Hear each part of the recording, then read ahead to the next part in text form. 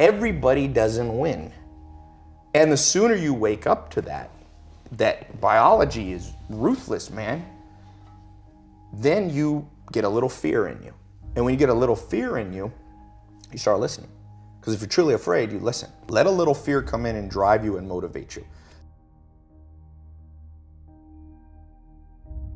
We're set up for failure because we think we're going north, but we're going south. That's why 50% of people who get married divorce, 80% of businesses fail. That's why 30% of Americans are on some form of antidepressant medication. That's why 60-70% of people are overweight. I mean, in a way, we're kind of fucked. But we live in a society that's very narcissistic. You're told like, oh, everybody's a winner. No, not everybody's a winner. That's like saying everybody's blonde. There's a definition of what blonde is. Blonde is like this yellowish hair. So you lose meaning when you start going, everybody's blonde. When you see your life and anytime there should be pain, you go, no, no, no, no. It was just how it was meant to be. No, look yourself in the mirror sometimes and go, you know why I'm not happy? It's because I didn't listen 10 years ago and I got in the wrong career. You know I'm not happy? Because I married the wrong damn person. It wasn't meant to happen. Yes, everything happens for a reason. You made a bad choice, but it didn't have to be that way. And the second you build up pain, and this, by the way, is not my opinion. If you talk to guys like Dr. David Buss, top 10 most cited psychologist in history, okay? He's one of my main mentors. He told me, I said, do adults change? Like, we do all this self-help videos and podcasts. I said, am I wasting my time? He goes, yeah, kind of. I said, why? He said, well, after 25, it's very hard to teach old dogs new tricks. By the way, that's why I've changed. Most of my stuff targets people 18 to 25. That's why I do Snapchat and all that, because there's hope for 18 to 25-year-olds. Now, if you're over 25, before you get depressed, he told me, but I have good news for you, Tai. I said, what? He said, adults learn through massive trauma.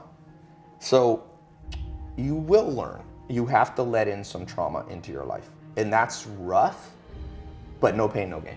Like if you are 100 pounds overweight and you want to be able to play basketball, here's my news for you.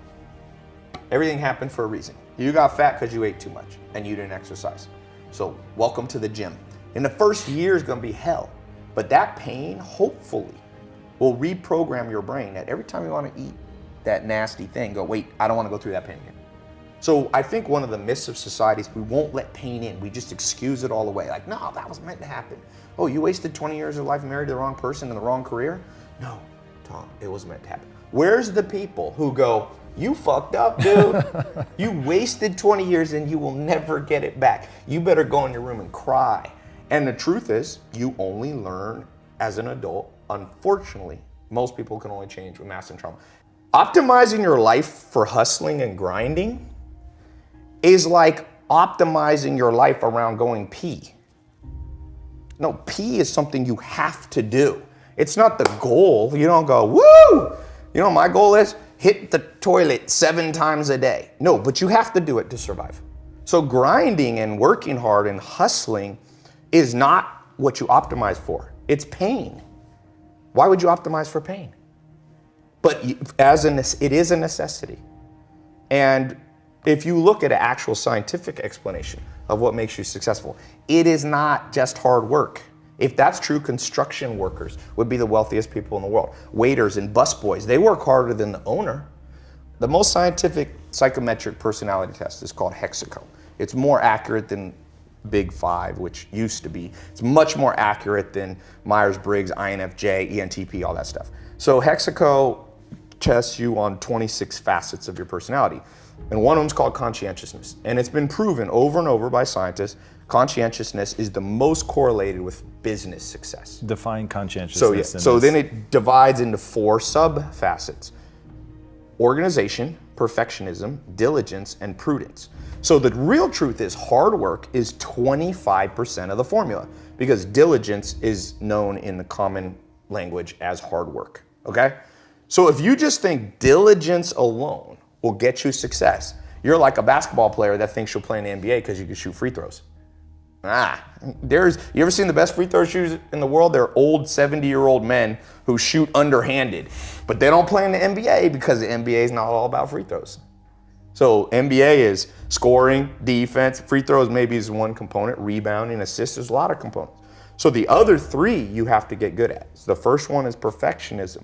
People, you have to know how to double check your work. It's that simple. It doesn't mean you're always a perfectionist, but it means when it's important, when you're a pilot of an airplane, double check before you go. If you get on a plane, you hear the pilots double checking, the co-pilot going, hydraulics.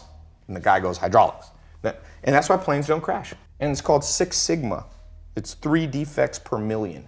Your goal in business and in life on the important things is to make 3 mistakes per million transactions. And the only way you do that is by being a perfectionist in terms of double checking. So that's 25%.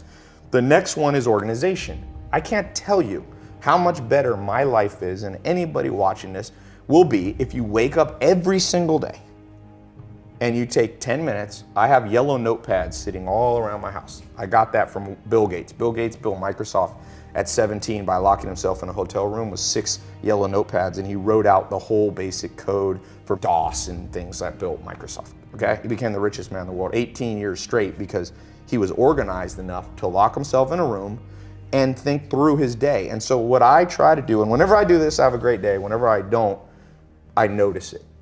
Be organized a little bit, 10 minutes. I actually have this little couch thing outside of my shower, and I put a notepad by it. I take a shower when I wake up. I walk over to that, I kind of sit there, and I just write out, it can be as little as 3 main projects you want to get done that day. So organization is the other 25%. So now, and then you have diligence, which is hard work, hustle, and perseverance. But the last one is the kicker.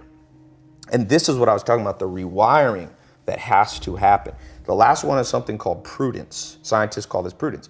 Prudence is the ability to make the right decision. And I can't tell you how many entrepreneurs and non-entrepreneurs, even me at times too, I'm not special, I'm lumping all of us in this. Because of our upbringing in society, our goal is, let's say our goal is like that camera right there. So let's assume that's north. So I have this compass in my brain, and my goal is to go right there. Let's say it's a mile away, so north. What happens if society, my upbringing in school, wired my compass exactly backwards? So I think, let's say I can't see that camera, but I know I want to go north. So I pull out my compass and it points that way. So I just take off walking. And I do it in an organized fashion. I do it in a perfectionist manner. I'm perfecting my steps and my posture. I'm also working on, hard work and hustle. Keep walking towards your goal. Well, the truth is, if you go south when you should go north, you could have gone 1 mile, but the earth is about 24,000 miles in circumference. So you get to walk 24,000 miles and you'll come up on the backside and you will get your goal. That's most entrepreneurs. The average person takes 20 years to become a millionaire. 90% of businesses fail within the first 5 years, 80 to 90, depending on what statistic. Most people, I did the math once, the average American has $60,000 saved by the time they're about 60 years old. So my answer, I did the math, you can do this with a simple financial calculator. Everybody in America, your parents, everybody you know will be a millionaire if they live to 160. At 160 years old, if you take 60 grand at age 60 and you give it a decent return on investment, 8%, 10%, you'll be a millionaire at 160. But the problem is, the great philosopher, I think it was Aristotle or Socrates, said, the problem is art is long, but life is short. The art of living and getting to your objective is long, but it doesn't have to be. It's long if your compass is backwards. So the whole point of what I was saying about adventure at the beginning is I'm trying to take my south and point it to the true north. And you have to learn that from books and mentors and life experience and listening and finding in-person mentors and all those things. They help adjust your compass. And most people are gonna get what they want, just about 40 years longer. Are there key principles though that you can use to turn that compass so north actually points north? Yes. First one is just like Alcoholics Anonymous, admit you're lost. And that one's hard for people. You tell people, even for me, sometimes I wanna think I'm smart and I got it all figured out, and sometimes I'm like, wait a sec, I'm still lost. And the acquiescence, the admittance of the fact that you're still lost, it gets you on track a lot faster. So if you're watching this and you feel lost, it's better to just sit down and be like, I'm lost. Because the day you admit you're lost is the day you allow yourself to be found by people who can give you a tip. But what's the equivalent of that? Because obviously, if you're an entrepreneur, nobody's looking for you. So that's the They one are catch, though. right? Who is? They are. You go to Barnes and Noble, people selling their books. They're looking for you as a customer. So read. I mean, the fact that people argue with me on this reading thing, and people argue with me about mentors. No, just use your own gut feeling. Is that how you learn English?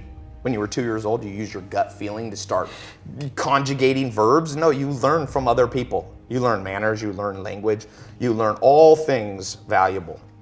You learn to drive from another person. So doesn't it make sense you learn life? So books are just the mentors who maybe are dead now. You want to learn about Steve Jobs? He ain't alive to teach you. But you can learn through accumulated wisdom. And that's why, trust me,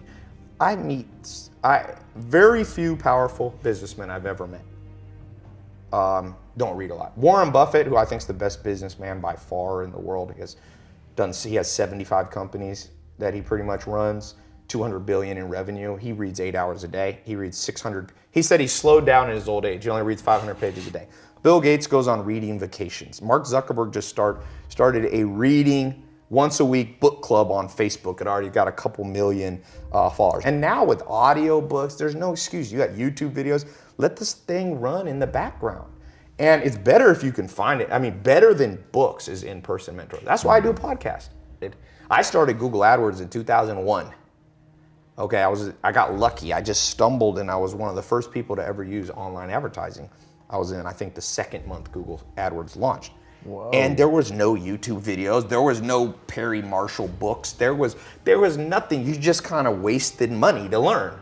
Now, we're the most spoiled generation. Everything, this computer on this phone, iPhone 7, is more powerful than the first rocket that put man on the moon. That cost billions of dollars. Now we get that for under $1,000. And people are still like, I'm lost. Yes, you're lost. Sit down and then open up Safari and go, how to do Google Ads. And you're gonna come up, let's see what I come up with. AdWords, they have their own tutorial. WordStream, Jumpify, you got some paid stuff. Then you have some free stuff on HubSpot. If you sit in a chair, Charlie Munger calls it assiduity. Put your ass in a chair. Sit there and focus without being, the average American right now, the average person in the world, our attention span has dropped to 5 seconds. The sad news is the average goldfish has 6 seconds. We're now competing with goldfish and the goldfish are winning. So if you don't have assiduity to sit down, read, there is no solution for you. You will always be poor because you'll always be beat by somebody who's willing to sit in the chair. Is there a way for people to build that discipline? Yes, pain. And that's why I'm not a big believer in delusion. You asked me one of the rewiring things we have to do in this world. I'll tell you one. You ever heard this myth? Everything happens for a reason, so just accept it. Well, there's kind of truth to that. If I jump off a building and break my legs, yes, everything happened for a reason. The reason was gravity. Like that's why you break your legs, and physics. Legs brittle, concrete not brittle. So, but people interpret everything happens for a reason, be like, well, I was meant to learn from that thing, and then BS. Read Richard Dawkins' The Selfish Gene, one of the most important books written in the last century. He says, organisms that only learn through trial and error lose to organisms that can learn through other people's trial and error. Is anybody here, we got a little live audience, anybody here ever had to be hit by a car to learn to look both ways? I didn't. I kind of learned from just somebody telling me, big car, 2 tons, velocity, smash, dead. And I now always look both ways. So if your myth is that the only way you're gonna learn is just through massive mistakes and trials and error, you haven't read Richard Dawkins' book. If you believe in evolution, or even you don't, you believe in creationism or whatever, why do we have big brains? Because we do have the biggest brains on planet Earth. Not always use them, but we got the biggest potential. It's to be able to, what Richard Dawkins called, project.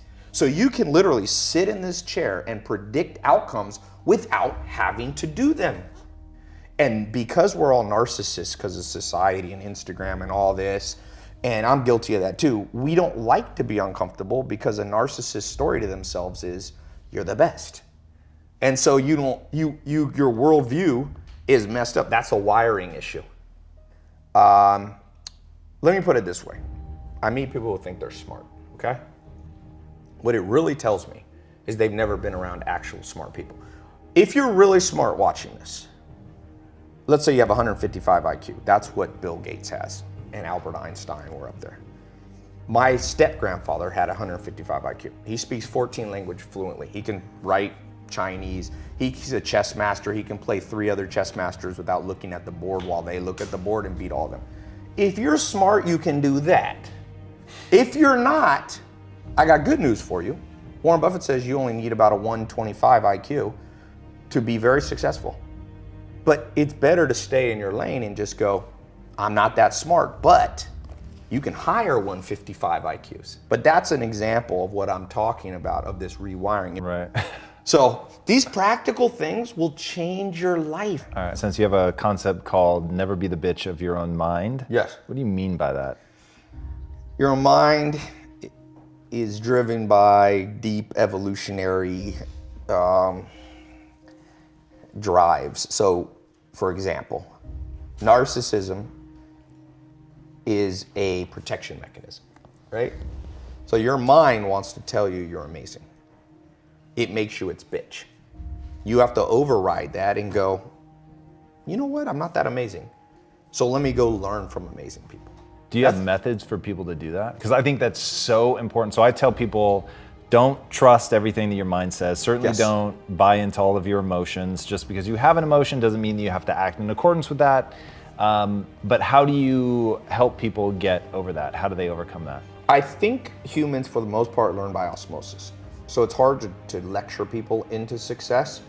But what you could do is you could inspire people to understand this. So for example, if school system could find all the 14-year-olds and find out what they admire in people, right? It's the reason I show Lamborghinis and Ferraris, because I got a lot of young followers. And you know what 19-year-old guys like? Lamborghinis and Ferraris. So I show that part of my life because then they listen to the other stuff. So first you gotta lead by inspiration. This has been proven over. You cannot pound stuff into people's brain. People actually do the opposite. When parents tell their kids, you gotta read, nobody reads. But if I show a Lamborghini and Ferrari, which is the reward that people want, and then people go, how do you get it? I said, see all these books, I read them and put it, then people, I have more school kids reading books, I think, than anyone in history. I don't say that cocky. I'm telling you, it astounds me because all I had to do was put up a video with Lamborghinis. Right. When you're the bitch of your brain, you go, I'm just gonna freewheel this day. It's very hard to be organized. Dogs aren't organized. You ever see your dog organizing day? So if you wanna, you can either act on the animal side, which is just a wing life, or you can operate from a sense of logic and duty. And so I learned somewhat, I'm not even as good as Joel, to not be the bitch of my mind by just being around him for a while. And so that's the best way. Find somebody that you look at them and you go, this is a person of discipline, of motivation, self-motivation. They don't need external motivation. They're motivated from within, and spend all the time you can around them. And so for all of you who are really big on the hustle your ass off, hustle in the networking side. It will help you because you never know who you're sitting next to. That's why I'm a big believer in going to conferences. Berkshire Hathaway conference. It's the first week of May of every year. These dudes are gonna die soon. Charlie Munger, Warren Buffett. You can buy a B share for under 500 bucks. Buy a B share, you get a free ticket. It's insane. You sit there with 2 men on stage in a stadium of 18,000 of the top investors in the world. Wow. It costs you under 500 bucks. You sit there, it's only one day. I fly into Omaha and fly back out almost the same day. And you walk out just motivated. You're with the guy that their business, you know, we meet businesses and they're like, oh, I'm doing 100 million a year. They did 200 billion in revenue last year. I see people making fun of the Kardashians. I'm like, you're gonna make fun of the Kardashians? Look, Kylie Jenner, the youngest Kardashian, in the last 18 months, has done $400 million in revenue on lipstick kits and various makeup things with Kylie Cosmetics. Put that in perspective. L'Oreal, Maybelline, massive brands. It took them 50 years as an organization with thousands of employees to do what Kylie Jenner did by herself at 20 at 18. You gonna laugh at the Kardashians? Do you have to agree with everything the Kardashians? No. But like Abraham Lincoln said, I learn from everybody, even if sometimes it's what not to do. So you can just go into the Kardashians, reverse engineer their success, go, I like this, I like this, I like this, I don't like that, then leave out what you don't like. If you can pick up one gold nugget, whether it's from an in-person mentor, whether it's from a book, you become very wealthy in knowledge very quickly. One nugget a day. One nugget a day. It's like Charlie Munger, Warren Buffett's business partner, said, step by step you get ahead, but not necessarily in fast spurts. But you have to prepare for the fast spurts by learning step by step. Like you want to become like a supercomputer where you just download smart crap from smart people. And you pick and choose. Like some people are like, Tai, I don't agree with everything you say. I'm like, good, I don't agree with everything I say. Like a year later, I'm like, wait, I was wrong.